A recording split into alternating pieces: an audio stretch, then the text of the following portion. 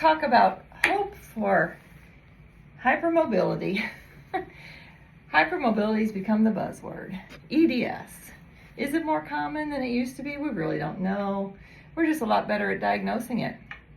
So the reason I say let's talk about hope for hypermobility is because I feel like traditional medicine is just out there to scare the out of you. I really do. They want to tell you everything that's wrong with you. And I'm here to tell you that I have had hypermobility my entire life. I'm now 60. And in fact, I remember in high school when I was in flag corps, they had to change part of the flag corps routine because my elbows bent backwards.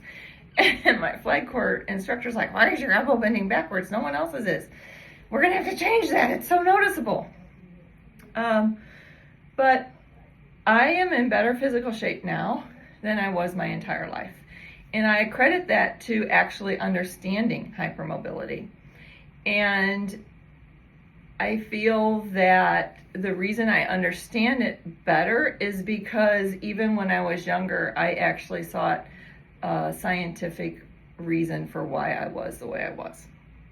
And so I've really done a deep dive on that my entire life. And I feel much healthier, better equipped now than I was when I was younger. But I kind of feel like the medical profession is now where I was when I was younger. I feel they're about 40 years behind.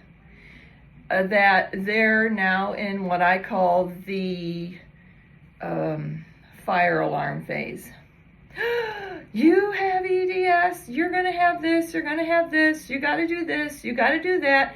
And they're sending and pressing the panic button for all of you out there. So yes, I used to have POTS, I used to have panic attacks, I used to have anxiety attacks. I used to have chest pains that were so bad, I was hospitalized, I don't know how many times with that through the course of my life. And I will tell you that I don't have any of that anymore. None of it. None of it. So I don't want anyone with hypermobility to feel like that they are just going to have to learn to cope with this, because you're probably going to hear that. All right?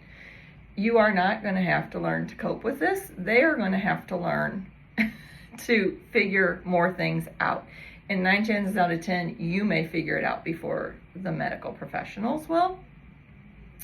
And a lot of it has to do with empathic abilities and not knowing how to toggle empathic abilities and hypersensitivities.